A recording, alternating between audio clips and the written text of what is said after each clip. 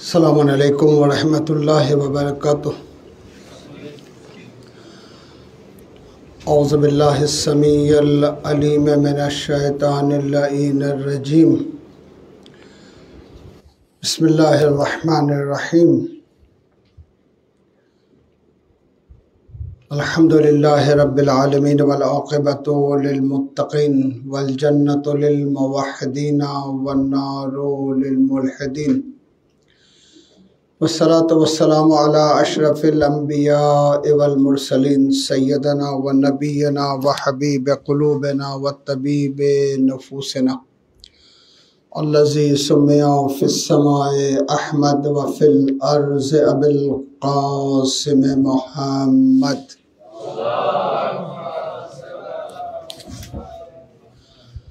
والصلاة والسلام والتحیۃ والاکرام علی اہل بیتہ الطیبین الطاہرین المعصومین المظلومین وصحبہ المنتجبین علی لعنۃ اللہ علی اعدائہم اجمعین من یومنا ھذا الی قیام یوم الدین۔ بسم اللہ الرحمن الرحیم۔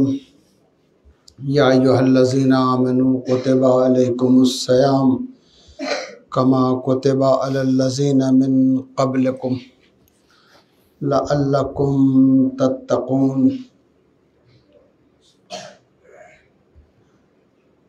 আমরা যে বিষয় নিয়ে আলোচনা সকলে শুনছিলাম সেটাকেই ধারাবাহিকতার বজায় রেখে আজকেও নবুয়তের উপরে কিছু আলোচনা রাখবো ইনশাআল্লাহ। গত 4 দিন সফরে থাকার কারণে ক্লাস নেওয়া সম্ভব হয়নি। আমরা যে সংক্ষিপ্ত শিয়া পরিচিতি সমাজের কাছে তুলে ধরতে চাই, সেখানে ওয়াহদানিয়ত নিয়ে আলোচনা হয়েছে এবং আদলে ইলাহি যে একটি গুরুত্বপূর্ণ আকীদা এবং মৌলিক বিশ্বাস, সেটা নিয়েও শিয়া মাযহাবের যে আকীদা, তার যে চেতনা, সেটা কিছুটা তুলে ধরতে সক্ষম হয়েছি। নবুয়ত স্পষ্টভাবে বলা হলো যে সকল আম্বিয়ারা ছিলেন মাসুম, ওনাদের দ্বারা কোনো পাপ অনুষ্ঠিত হয় না। যদি এমন কিছু ঘটে যায় যেটা ঘটা উচিত না, সেটাকে তারকে আওলা অর্থাৎ আওলা বিতার্ক না করা উত্তম। এই পর্যায়ে এর চেয়ে বেশি না। কেন? আল্লাহর পক্ষ থেকে মনোনীত ওনারা, যেভাবে আমাদের প্রিয় নবী মুহাম্মদ মুস্তাফা সাল্লাল্লাহু আলাইহি ওয়া আলিহি ওয়াসাল্লাম, আল্লাহ তো ওনার সম্পর্কে স্পষ্ট করেছেন যে মা ইয়ানতিকু আনিল হাওয়া ইন হুয়া ইল্লা ওয়াহয়ুল ইউহা। তিনি নফসের চাহিদা অনুযায়ী কোনো কিছু বলেন না, নুতক করেন না, কোনো পদক্ষেপ নেন না। যা বলেন সেটা ওয়াহি অথবা ওয়াহির দৃষ্টিকোণ থেকে হয়ে থাকে। তাহলে ইলমে লাদুন্নি দ্বারা নিয়ন্ত্রিত আল্লাহ রাব্বুল আলামিন সম্পূর্ণরূপে মাসুম সৃষ্টি করেছেন, শ্রেষ্ঠ জ্ঞানী বানিয়েছেন এবং আখরি নবী হিসাবে ওনাকে প্রেরণ করেছেন। এইসব বিষয়গুলো আমরা আলোচনায় নিয়ে আসছি।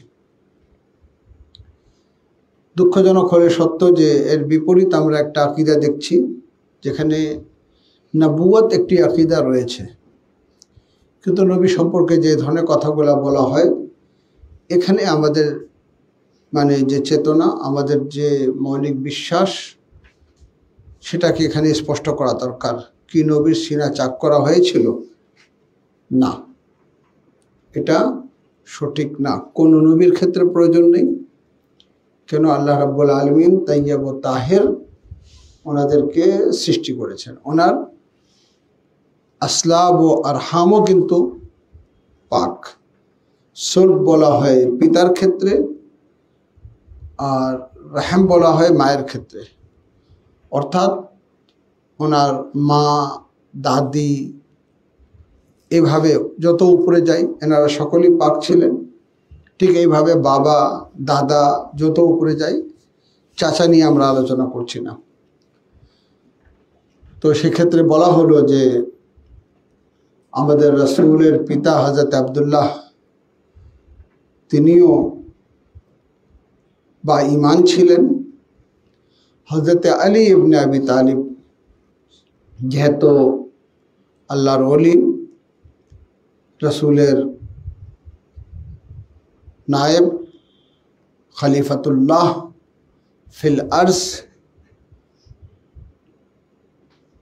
রাসূল বলেছেন ওনার সম্পর্কে আলা আনা ওয়া আলিউন মিন নূরিন ওয়াহিদ। কোরআনে সূরা তাথির যাদের শানে অবতীর্ণ হয়েছে তার মধ্যে হযরত আলী অন্তর্ভুক্ত। তাহলে ওনার পিতাও কিন্তু মুশরিক হতে পারেন না। এই জন্য হযরত আবু তালিবের প্রতি আমাদের স্পষ্ট বিশ্বাস যে হযরত আবু তালিব মুমিনে আলে কুরাইশ, অর্থাৎ মুমিন ছিলেন বা ঈমান ছিলেন, দ্বীনে হানিফের উপরে ছিলেন। রাসূলের রিসালাত ঘোষণার পর, বরং তার পূর্ব থেকে এই ইতিহাস আমাদের কাছে স্পষ্ট যে রাসূলের পিছনে আলী ইবনে আবি তালিব এবং খাদিজাতুল কুবরা নামাজ পড়তেন। এখানে এই আকীদাটাও আমরা স্পষ্ট করে দিই যে আমাদের মৌলিক বিশ্বাসের মধ্যে এটা অন্তর্ভুক্ত যে নবী হিসাবেই জন্মগ্রহণ করেন। এমন না যে 40 বছর পরে ওনাকে রিসালাত দেওয়া হয়েছে বা নবুয়ত দেওয়া হয়েছে। কুনতু নবিয়ান কানা আদম বাইনাল মায়ে ওয়াত তিন, আমি তখন নবী ছিলাম যখন আদম মাটি ও পানির মাঝে অবস্থান করছিলেন। তাহলে আমাদের নবী জন্মসূত্রে শুধু এটাই না, আমরা তো হযরত ঈসা সম্পর্কেও পেয়েছি যে তিনি কি বলেন, ইন্নী আব্দুল্লাহ আতানিয়াল কিতাব ওয়া জাআলনি নাবিয়্যা। কখন বলছেন? যখন তিনি ডোলনায় অবস্থান করছেন। ওয়া জাআলনি নাবিয়্যা, প্রত্যেক নবীকে আল্লাহ রাব্বুল আলামিন নবী নির্ধারণ করেছেন এবং নবী হিসাবে প্রেরণ করেছেন। ওনারা আসে নবুয়তের দায়িত্ব পালন করেছেন। ঠিক আমাদের নবীও এইভাবে নবী হিসাবেই জন্মগ্রহণ করেছেন।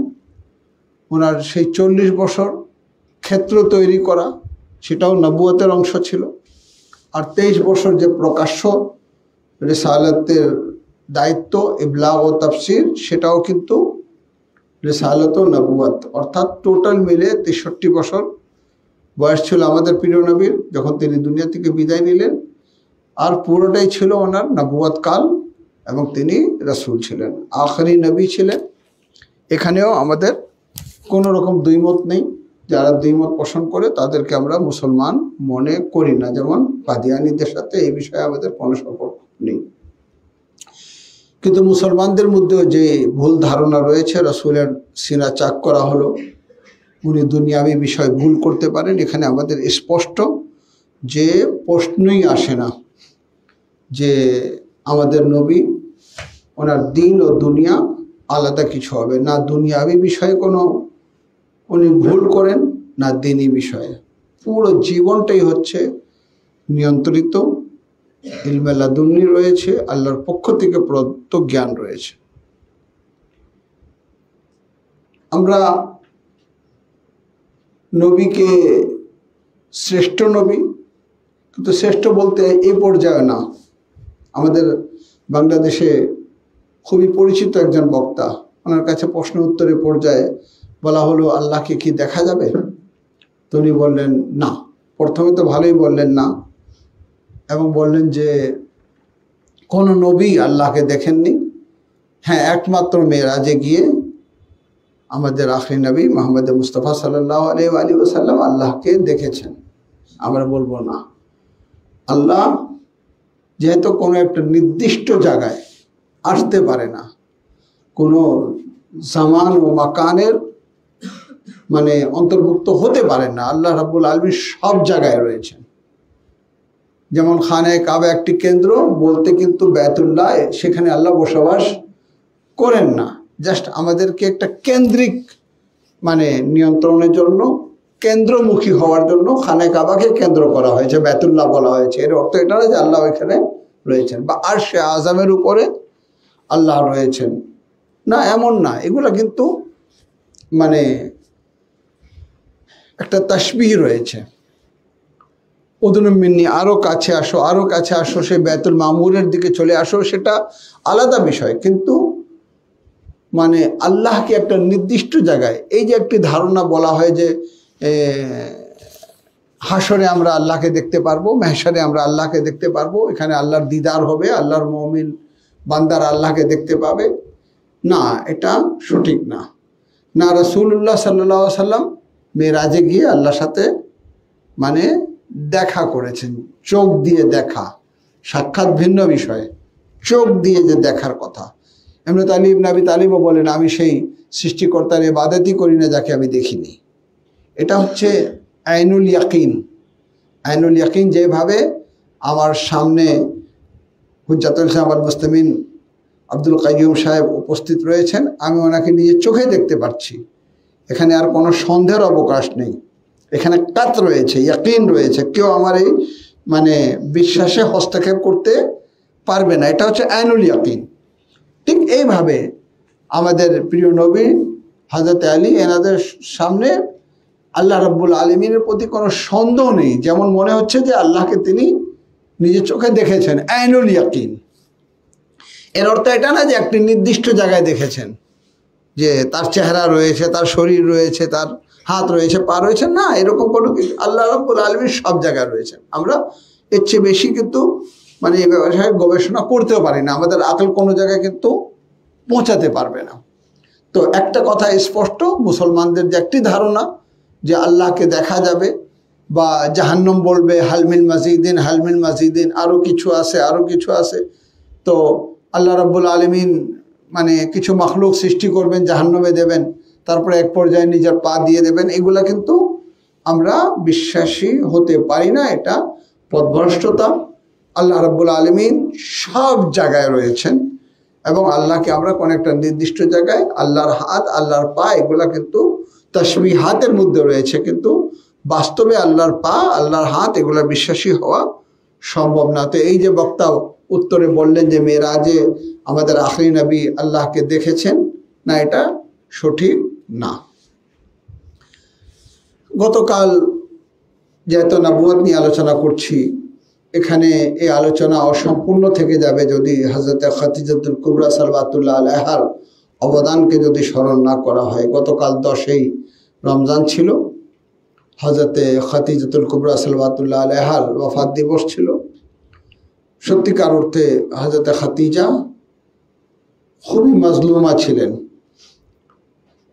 কোরআনে আমরা আয়াত পাচ্ছি যে ওয়াজাদকা আইলান ফাআগনা, যখন আপনি সংসারী হলেন আমি আপনাকে ধনী করে দিয়েছি। অর্থাৎ আমরা সকলে জানি ইতিহাস যে হযরতে খাদিজাতুল কুবরা ধনী ছিলেন। যখন রাসূলুল্লাহ সাল্লাল্লাহু আলাইহি ওয়াসাল্লামের বিয়ে হয়ে যায়, তো রাসূলের উপরে উনি পুরো সম্পদ মানে বিলীন করে দেন রাসূলের ইসলামের জন্য, এবং অনেক কষ্ট সহ্য করেন। মালিকাতুল আরব যার উপাধি ছিল, ঠিক আছে, আরবের মালিকা, রানী, কিন্তু তিনি কিভাবে কষ্ট করেন, খুবই আফসোসের ব্যাপার যে উনি যে কষ্ট করে অত্যন্ত মাজলুমা হিসাবে দুনিয়া থেকে বিদায় নিয়েছেন, আজকেও কিন্তু তিনি আমাদের মাঝে মাজলুমাই রয়ে গেলেন। তিনি সব কিছু বিলীন করে দিয়েছেন। হযরতে খাদিজাতুল কুবরা যখন রাসূলের স্ত্রী ছিলেন, রাসূল কিন্তু কোনো বিয়ে করেননি, যা বিয়ে করেছেন খাদিজার ওয়াফাতের পর, এবং সব সময় স্মরণ করতেন খাদিজাকে। যে সময় কেউ ছিল না সে সময় খাদিজা রাসূলের পাশে ছিলেন। সেই কি বলে আপনার ইবাদতের কেন্দ্রে খাওয়া নিয়ে গোপনে গিয়ে রাসূলের কাছে পৌঁছায় দেওয়া, আর রাসূল ইসলাম সাল্লাল্লাহু আলাইহি ওয়াসাল্লাম যে দিন প্রচার করছেন সেই দিন প্রচারের ক্ষেত্রে নিজের সম্পদ বিলীন করে দেওয়া। এবং সেই সময় কিন্তু আরবের নারীরা ওনাকে বাইকাট করেছিল। যে কারণে বাইকাট করেছিল সেটা কিন্তু আজকেও আমাদের কাছে মানে ভাবতে খুব কষ্ট লাগে, যে আজকে এটাও আমাদের পরিচিত বক্তা মানে আহলে সুন্নাত ওয়াল জামাতের তিনি বলেছেন যে তালাক প্রাপ্ত, পওড়া, ভার্জিন ছিলেন না, নওয়াজুবিল্লাহ, এই ধরনের ওয়ার্ডগুলো ব্যবহার করা যায় না খাতিজা কুবরা সালাওয়াতুল্লাহ আলাইহার শানে, যেগুলা ব্যবহার করা হচ্ছে। ঠিক আছে, আমার মনে হয় মুসলমানদের এরকম বক্তাকে বর্জন করা উচিত, যেখানে খাতিজা কুবরা সালাওয়াতুল্লাহ আলাইহা সম্পর্কে কথা বলতে গিয়ে সতর্কতাও যদি না থাকে। খুব বেশি হলে আমরা ইতিহাসে যদি পেয়ে থাকি যে খাতিজার আগে বিয়ে হয়েছিল, তালাক প্রাপ্ত ছিলেন, মুতাল্লিকা ছিলেন, হয়ে গেল ওয়াসসালাম, এর চেয়ে বেশি কিন্তু ভার্জিন ছিলেন না, পওড়া, এই ধরনের ওয়ার্ড ব্যবহার করা কোনো ক্রমে সমীচীন না। এটা মানে শানে খাতিজুল কুবরা উম্মুল মুমিনিন যিনি, এবং প্রথম মানে যাকে মা হিসাবে চিহ্নিত করা হলো রাসূলুল্লাহ সাল্লাল্লাহু আলাইহি ওয়াসাল্লামের স্ত্রী হযরত খাতিজা কুবরা সালাওয়াতুল্লাহ আলাইহা। তো এই যে বলা হয় যে উনি তালাক প্রাপ্ত ছিলেন, এখানেই একটি প্রশ্ন জাগ্রত হয় যে কেন আরবের নারীরা ওনাকে বাইকাট করেছিল। এই জন্য বাইকাট করেছিল যে অনেক বড় বড় আত্মীয়তা আসতো, উনি কিন্তু না করে দিতেন। যদি তালাক প্রাপ্ত ছিলেন তাহলে না করবেন কেন? একটা তালাক হয়ে গেল, আর একটা ভালো আত্মীয়তা আসলে ওটা গ্রহণ করে নেবেন। কিন্তু গ্রহণ না করা আরবের নারীদের ওনার প্রতি অসন্তুষ্ট হওয়াই একটা প্রমাণ যে উনি কিন্তু বিয়ে করেননি, কুমারী ছিলেন, কোনো এর আগে কোনো বিয়ে হয়নি। এই ইতিহাস বিশ্বাসযোগ্য না। আমাদের অনেক ইতিহাস লেখক এটাকে লিখেছেন এবং এটাকে আবার জাইফ রেওয়ায়েত দ্বারা বা জাইফ ঘটনা হিসাবে এটাকে আখ্যায়িত করা হয়েছে যে হযরত খাতিজা বিবাহিত ছিলেন না, হযরত খাতিজার কোনো বিয়ে হয়নি। ঠিক আছে, ওনার বয়স 40 ছিল, সেটাও ইখতিলাফের বিষয়, কিন্তু ওনার কোনো বিয়ে হয়নি। ওনার বিয়ে রাসূলুল্লাহ সাল্লাল্লাহু আলাইহি ওয়াসাল্লামের সাথে হয়েছে এবং আখরি নবী মুহাম্মদ মুস্তাফা সাল্লাল্লাহু আলাইহি ওয়াসাল্লাম, অর্থাৎ এর আগে ওনার কোনো বিয়ে হয়নি। এই কারণে আমরা দেখতে পাচ্ছি যখন হযরত ফাতেমা জাহরা সালাওয়াতুল্লাহ আলাইহার জন্মের সময় ঘনিয়ে আসলো, তখন কিন্তু আরবের কোনো নারী ওনার সহযোগী আসেনি। আল্লাহ রাব্বুল আলামিন হযরত মারিয়ামকে পাঠালেন, হযরত আসিয়াকে পাঠালেন। তো আমরা কিন্তু দেখতে পাচ্ছি যে আরবরা কেন আরবের নারীরা ওনাকে বাইকাট করেছিল, যেহেতু তিনি আরবের পুরুষদেরকে না করেছিলেন। হযরত খাতিজার অনেক বড় মাজলুমিয়ত হচ্ছে এটা, যার সম্পদ দ্বারা ইসলাম ধনী হয়েছে, যার সম্পদ দ্বারা ইসলাম মানে প্রতিষ্ঠিত হয়েছে, যিনি রাসূলুল্লাহ সাল্লাল্লাহু আলাইহি ওয়াসাল্লামের পাশে তখন ছিলেন যখন কেউ ছিল না। আলহামদুলিল্লাহ, আল্লাহ ভাগ্যতে নির্ধারণ করেছিলেন, এবার গিয়েছিলাম জান্নাতুল মুআল্লায় ওনার কবর জিয়ারত করে আসছি। আগে মাজার ছিল, পরে মাজার ভেঙে দেওয়া হলো, এখন কবরের চিহ্ন রয়েছে। ওনার একটা সন্তানও পাশেই দাফন রয়েছে, দুটোই মানে চিহ্নিত করা আছে। তো আলহামদুলিল্লাহ জিয়ারত করার সৌভাগ্য হয়েছে। উম্মুল মুমিনিন খাতিজাতুল কুবরা সালাওয়াতুল্লাহ আলাইহা অত্যন্ত সম্মানিত কুমারী ছিলেন এবং রাসূলুল্লাহ সাল্লাল্লাহু আলাইহি ওয়াসাল্লাম যেই বছর তিনি ওয়াফাত করলেন, দুনিয়া থেকে বিদায় নিলেন, সেই বছরই কিন্তু হযরতে আবু তালিবও বিদায় নিয়েছিলেন। ওই বছরকে তিনি আমুল হুজন অর্থাৎ শোকের সাল, পুরো এক বছর পয়গম্বর ইসলাম মানে ওনার শোকার্ত ছিলেন।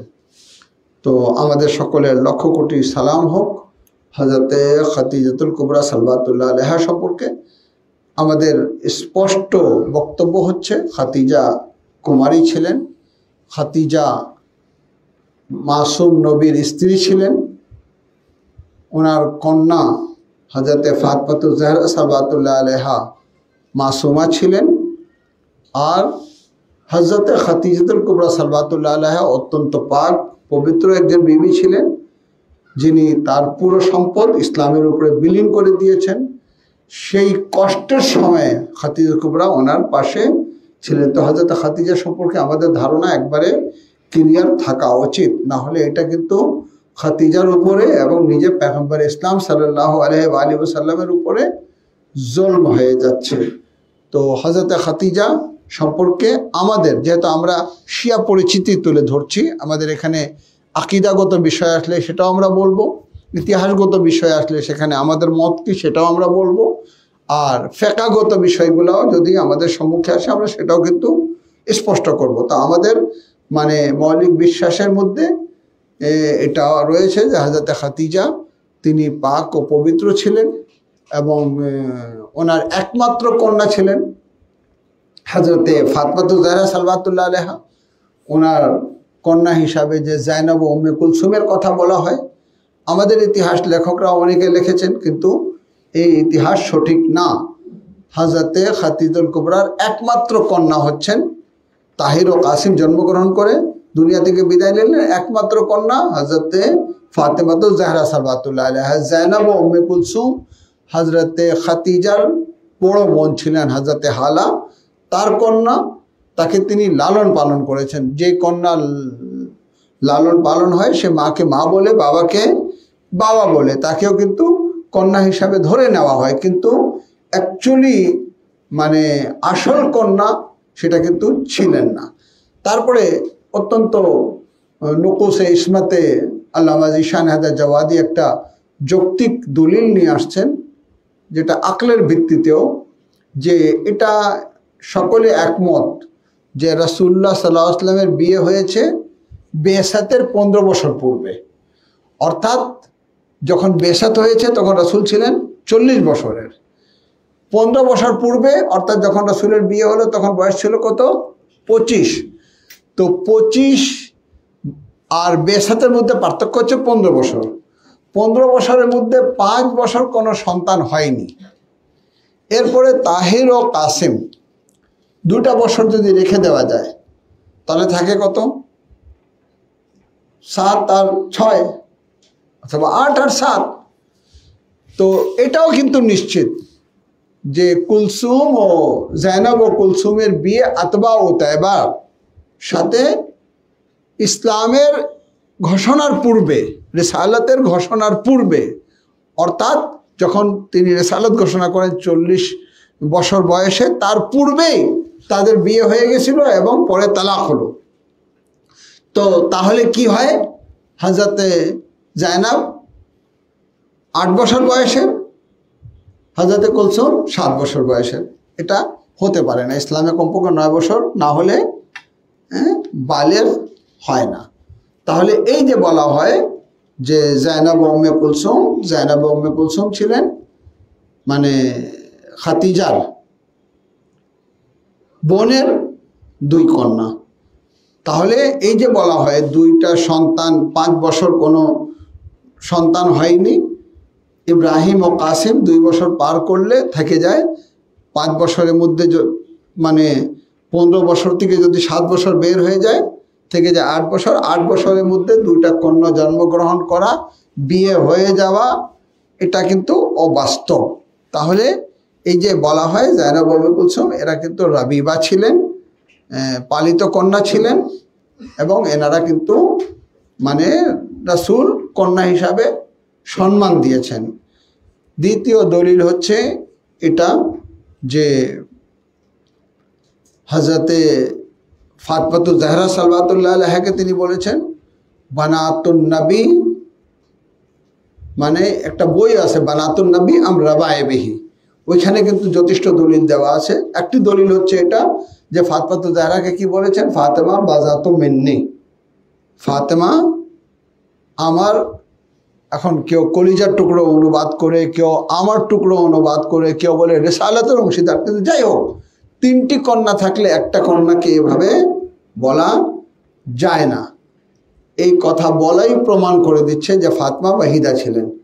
ফেদাকের দাবিদারও কিন্তু, ইরসের দাবিদারও কিন্তু হযরতে ফাতেমা ছিলেন, আর কেউ ছিল না। কেউ কেউ বলেন ওই সময় কিন্তু জায়নাব ও কুলসুম দুনিয়া থেকে বিদায় নিয়েছিলেন। যাই হোক, আমাদের আকীদা এই ব্যাপারে ক্লিয়ার যে হযরতে খাদিজার একমাত্র কন্যা ছিলেন হযরতে ফাতেমা, আর জায়নাব ও উম্মে কুলসুম ছিলেন রাবিবা, অর্থাৎ পালিত কন্যা, যাদেরকে তিনি লালন পালন করেছিলেন।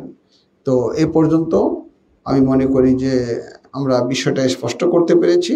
তাহলে হযরতে খাদিজা কুমারী ছিলেন, একমাত্র কন্যা যিনি বেঁচে ছিলেন হযরতে ফাতেমাতুজ জাহরা সালাওয়াতুল্লাহ আলাইহা ছিলেন, আর তিনি 10ই রমজান দুনিয়া থেকে বিদায় নিলেন, যেই বছরটাকে আমুল হুজন বলা হলো। আল্লাহ রাব্বুল আলামিন আমাদেরকে এই বিবির মারফত অর্জন করার তৌফিক দান করুক। আর যে সকল আলিম ওনার সম্পর্কে ভ্রান্ত ধারণা রেখে সমাজের কাছে উপস্থাপন করছে, তাদেরকে আল্লাহ রাব্বুল আলামিন হেদায়েত করুক, গবেষণা করার তৌফিক দান করুক। আর যারা বেয়াদবি করছে তাদের তো আমি বলবো যে পরিহার করা উচিত, তাদের বক্তব্যই আমাদের শোনা উচিত না। কেন এ ধরনের মানে ওয়ার্ড ইউজ করা, যে তিনি ভার্জিন ছিলেন না, পওড়া ছিলেন, এগুলা মানে এত বড় একজন ইসলামের বলতে গেলে মৌলিক বিষয়ের মধ্যে হযরতে খাদিজা উম্মুল মুমিনিন, এটাকে অস্বীকার করার কোনো সুযোগ নেই। তো ওনার সম্পর্কে এইভাবে ওনার মারফত অর্জন না করে এইভাবে ওয়ার্ডগুলো ইউজ করা, এটা কোনো তৌফিক দান করুক। আজকে যে আমরা ইসলামের যে সৌন্দর্য দেখতে পাচ্ছি, এর পিছনে কিন্তু হযরতে খাদিজার সম্পদও কিন্তু কার্যকরী ভূমিকা পালন করেছে। রাসূলের চেষ্টার পাশাপাশি, রাসূলের রিসালাতের পাশাপাশি হযরতে খাদিজা, এই জন্য হযরতে খাদিজাকে সবসময় রাসূল খুদা সাল্লাল্লাহু আলাইহি ওয়াসাল্লাম স্মরণ করতেন। আলহামদুলিল্লাহ, এই পর্যায়ে আজকে যদি কোনো প্রশ্ন থাকে তো বিসমিল্লাহ, প্রশ্ন করতে পারো। এম এ আহাদ রনি প্রশ্ন করেছেন, আসসালামু আলাইকুম কিবলা। ওয়ালাইকুম সালাম। কিবলা, কিছু কিছু এলাকায় এখনো ঘোড়ার মাংস খায়। হ্যাঁ, কিছু কিছু এলাকায় এখনো ঘোড়ার মাংস খায়। ঘোড়ার মাংস, আচ্ছা। তো আমাদের মাযহাবে ঘোড়ার মাংস সম্পর্কে কি বলা আছে? মাকরুহ রয়েছে, ঘোড়া গোশত খাওয়া মাকরুহ রয়েছে। এটা যুদ্ধের সময় যখন খাওয়ার অভাব পড়তো তখন কিন্তু ঘোড়া জবাই করে খাওয়া হতো। কিন্তু ঘোড়া যেহেতু একটা যুদ্ধের ক্ষেত্রে কাজে লাগে, তার নাসলকে রক্ষা করা একান্ত জরুরি ছিল। তো না খেলে সওয়াব, ঠিক আছে, খেলে কিন্তু কোনো গুনাহ নেই। তো আমাদের এখানে কারাহিয়াত রয়েছে গরুর মাংস, গাধার মাংসের ক্ষেত্রে। জি, ঘোড়া। সাজিদা আক্তার প্রশ্ন করেছেন, আসসালামু আলাইকুম কিবলা। আমার মনে নেই আমি এখন পর্যন্ত কতগুলো রোজা ভেঙেছি বা ইচ্ছাকৃত বা অনিচ্ছাকৃত ভাবে ভেঙেছি, সেক্ষেত্রে আমার করণীয় কি? এখানে ম্যাক্সিমাম ধারণাকে ধরতে হবে। যদি আমি একটা হিসাব করে যদি মনে করি যে আমার 5 বছর হতে পারে, ঠিক আছে, তো এরকম তো একটা আইডিয়া করা যায়। তো সেই আইডিয়ার উপরে নির্ভর করে সেই রোজাগুলোকে সে কাদা করবে। বাকি সাথে সাথে তওবা ইস্তিগফারও করবে, কেন জন্য কিছু বাদ পড়ে থাকে, আল্লাহ যেন ওটাকে মাফ করে দেন। পরবর্তী প্রশ্ন, পিয়ার আলী। ইলম হচ্ছে আমাদের, আহকাম হচ্ছে ইলমের উপরে। এটা একটা মৌলিক বিষয় আমাদের জেনে রাখা দরকার যে আহকাম হচ্ছে কিসের উপরে? ইলমের উপরে। একটি পায়জামা নাজিস, যদি আমার ইলম থাকে, একটি কাপড়, একটি লুঙ্গি আমার নজিস রয়েছে, নাজিস হলে উপরে নামাজ হবে না। কিন্তু আমি জানি না যে এটা নাজিস, বাচ্চা প্রসাব করেছে, আমি জানি না নাজিস, আমি ওটা পড়ে নামাজ পড়ে নিলাম, আমি জানতাম না, আমার নামাজটা সঠিক। আহকামগুলা কিন্তু ইলমের উপরে কিন্তু ইয়ে হয়, মানে বাস্তব রূপান্তরিত হয়। তো এই যে প্রশ্নটা ছিল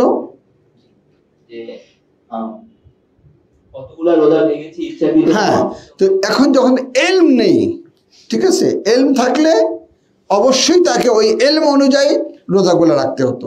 যে আমার 3 বছর বাদ পড়েছে, তো 3 বছর। কিন্তু এখন যখন এলম নেই, মানে হতে পারে 3, হতে পারে 3.5, হতে পারে 4, তো একটা ম্যাক্সিমামটা ধরে নেবে, ঠিক আছে, ম্যাক্সিমামটা ধরে আলহামদুলিল্লাহ। যেমন একজন দেখবে যে আমি রোজা ফরজ হয়েছে আমার এখন 10 বছর হয়েছে, কিন্তু আমি গত 4 বছর তো ঠিকই রেখেছি, তার আগে এলোমেলো হয়ে গেল, তাহলে কত হলো? 6 বছর বেঁচে গেল। 6 বছরের মধ্যে চিন্তা করলাম যে 1 বছর হয়তো রেখেছি, তো এই 5 বছর কিন্তু আমি কাজা করে দেবো। একটা ম্যাক্সিমাম ধারণা তৈরি করে ওটার উপরে বেস করে রোজাগুলাকে রাখতে হবে, না হলে ইলমের উপরে। এই জন্য যেহেতু ইলম ছিল না 100%, তাহলে কি করবে, বাকিগুলোর জন্য সে ইস্তিগফার করবে আল্লাহর কাছে। পরবর্তী প্রশ্ন, পিয়ার আলী, সালামুন আলাইকুম কিবলা। ওয়ালাইকুম সালাম। আমার প্রশ্ন হলো, যদি কোনো ব্যক্তি অসুস্থতার জন্য রোজা ভেঙে দেয়, সেক্ষেত্রে কি তার কাফারা ধার্য হবে, নাকি পরবর্তীতে শুধুমাত্র কাজা রোজা রাখলেই হবে? না, যদি অসুস্থতার জন্য রোজা ভেঙে দিতে হয় তাহলে আগামী বছর রমজানের আগে তাকে আদায় করার সুযোগ রয়েছে, কোনো কাফারা দিতে হবে না। কিন্তু যদি আগামী রমজানের চাঁদ দেখা যায় আর ইচ্ছাকৃতভাবে রোজা রাখেনি, তাহলে দুই অবস্থা রয়েছে। যদি ইচ্ছাকৃতভাবে রাখেনি, অসুস্থতা কন্টিনিউ করছে, তাহলে ওই ছোট কাফারা দিতে হবে, অর্থাৎ এক মুত্তাম, ঠিক আছে, অর্থাৎ 100 গম অথবা চালের দাম বের করলেই হবে। কিন্তু যদি ইচ্ছাকৃতভাবে সুস্থ হওয়ার পরেও রাখেনি আর চাঁদ দেখা গেল, রমজান শুরু হয়ে গেল, গত বছরের রোজার কাফারা কিন্তু প্রত্যেকটা রোজার পরিবর্তে না হয় 60টি রোজা রাখতে হবে, না হয় 60 জন গরিব খাওয়াতে হবে, না হয় 60 জনকে কাপড় পরাতে হবে। শাম্মী আক্তার প্রশ্ন করেছে, সালাম কিবলা। তাহলে যারা বলে খাদিজা আলাইহিস সালাম বিবাহিত ছিলেন, তাদের আমরা এক বাক্যে কি বলবো?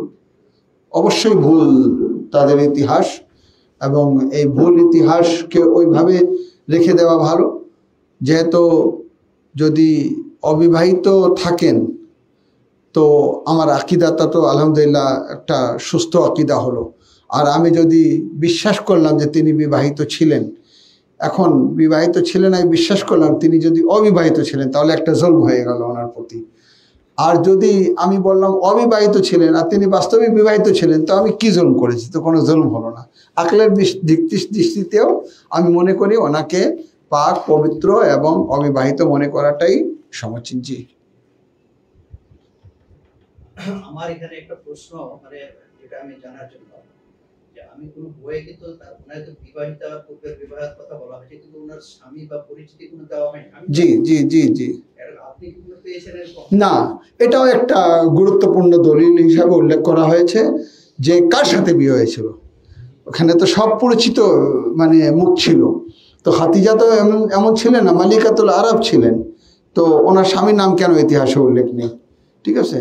আর এই যে বলা হয় একাধিক বিয়ে হয়েছে, তো একাধিক বিয়ে হওয়ার পরে আবার খাদিজা এমন এক অবস্থায় বেকায় বসবেন, যে আত্মীয়তা আসবে তিনি বলবেন না না না না। তারপরে যখন হযরত মুহাম্মদ মুস্তাফা সাল্লাল্লাহু আলাইহি ওয়াসাল্লামের যখন প্রশ্ন আসবে, তিনি ওয়ারকা ইবনে নওফলের কাছে যাবেন এবং ওনার কাছে তথ্য নেবেন যে তুমি মোহাম্মদ ইবনে আবদুল্লাহকে চিনো কিনা। উনি প্রশংসা করবেন যে হ্যাঁ, তার মধ্যে এই সিফাত রয়েছে, এই সিফাত রয়েছে, এই সিফাত রয়েছে, এবং কি তিনি বলবেন যে মানে পূর্বের কিতাবগুলোতে রয়েছে যে উনি আখরি নবী হবেন, হ্যাঁ, এবং নিজের শাফাআতের অনুরোধ করবেন খাদিজাকে।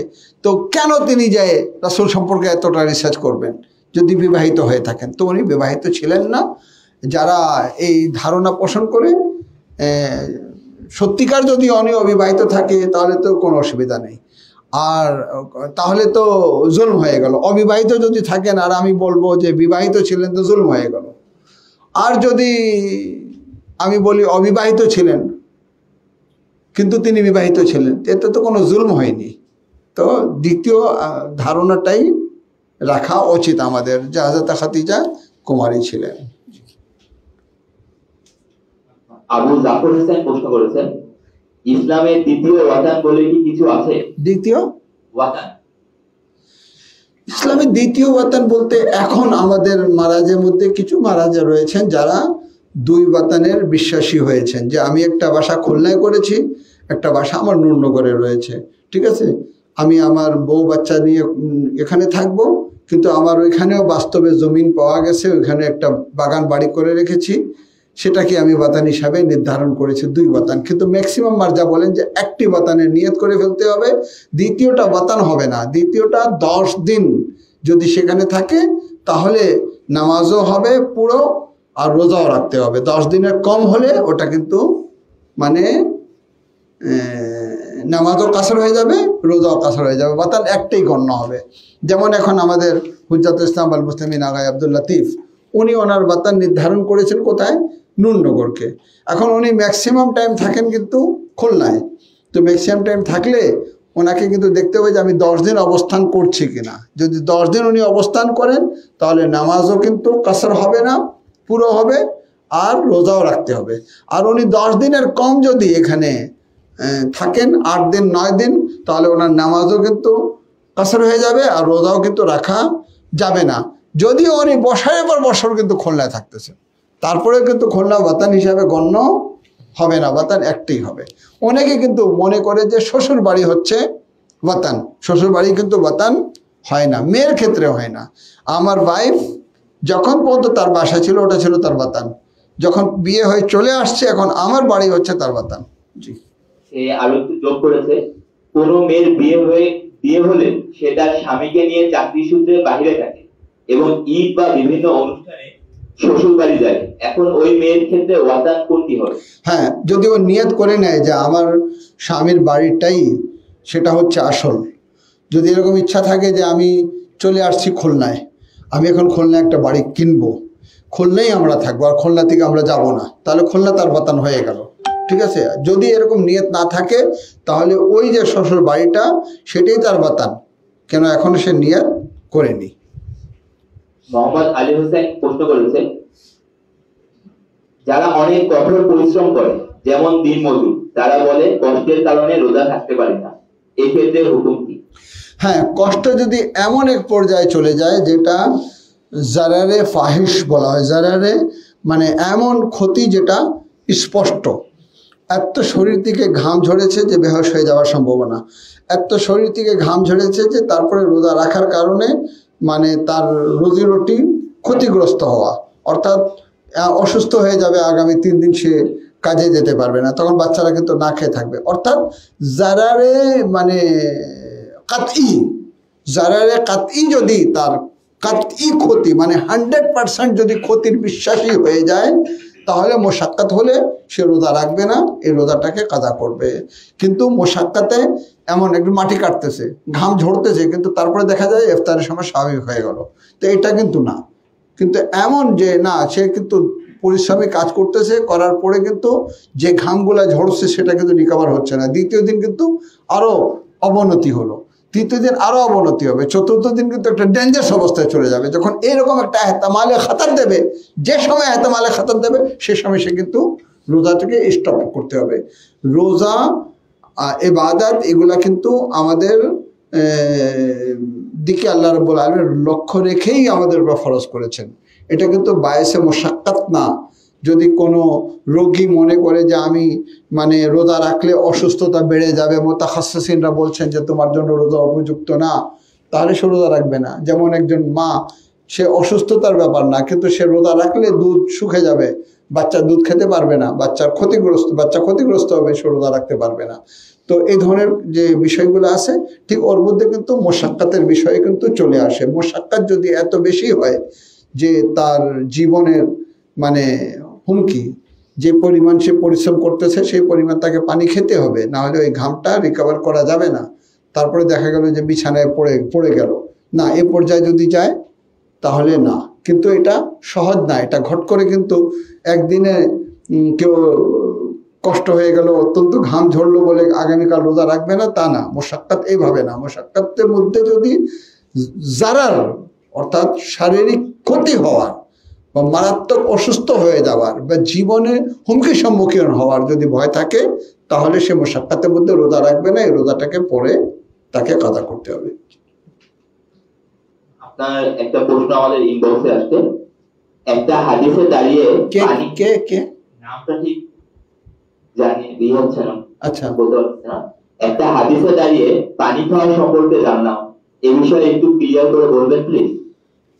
হ্যাঁ, হাদিসের মধ্যে রয়েছে যে দিনে কোনো মাসাইলে এভাবে লেখা আছে যে দিনে দাঁড়িয়ে খাওয়া উত্তম, মুস্তাহাবের কথা নেই, কিন্তু রাতে বসে খাওয়াটা হচ্ছে মুস্তাহাব। জমজমের ক্ষেত্রে তো হাদিসই রয়েছে যে জমজম দাঁড়িয়ে খাওয়াটা মানে মুস্তাহাব। স্বামী আক্তার যে প্রশ্ন করেছিলেন তার আরো একটি অংশ ছিল, সেটি হচ্ছে হযরত মুহাম্মদ সাল্লাল্লাহু আলাইহি ওয়াসাল্লামের সাথে বিবাহের সময় হযরত আয়েশার বয়স কত ছিল এবং এর দলিল কি? হযরত আয়েশা জন্মগ্রহণই করেননি।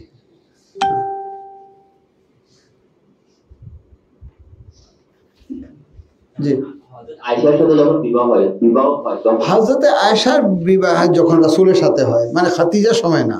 আচ্ছা আচ্ছা, হযরতে আয়েশার বিয়ে সম্পর্কে ইতিহাসে এক মুখতালিফ ইয়ে রয়েছে।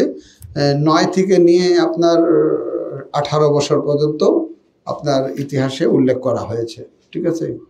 9 থেকে শুরু করে আপনার 18 বছর পর্যন্ত আপনার বলা হচ্ছে যে ওনার বয়স 12 ছিল, কোনো 18 ছিল, 16 ছিল, এগুলো ইতিহাসে আছে। কিন্তু 9-এর কম কিন্তু কেউ বিশ্বাসী না। জি,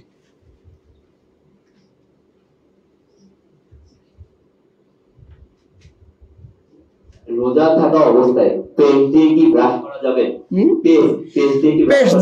পেস্ট দিয়ে ব্রাশ করা যাবে, কিন্তু সতর্ক থাকতে হবে যে কোনো রকম লালার সাথে থুতুর সাথে মিশে এই পেস্টটা কিন্তু গলার নিচে না চলে যায়। তো যেহেতু আমরা দেখি যে অনেক সময় আমাদের মুখে যে লালা থাকে এগুলা পেস্ট ব্রাশ করার সময় আমরা কিন্তু নিয়ন্ত্রণ করতে পারি না, এহতেমাল অধিক যে এই পেস্টটা কিন্তু গলা থেকে নিচে নেমে যেতে পারে। তাহলে পেস্ট দিয়ে না করা উত্তম, যতক্ষণ পর্যন্ত ইফতার না হয়ে যায়।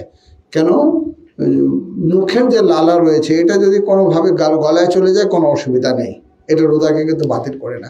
ওই লালার সাথে যদি পেস্ট মিশে যায় আর তারপরে ওই যে থুতুটা মুখে যেটা ওটা হলকের ভিতরে যদি চলে যায় তাহলে রোজা কিন্তু বাতিল হয়ে যাবে। এই জন্য ব্রাশ না করাই, পেস্ট দিয়ে ব্রাশ না করাই উত্তম।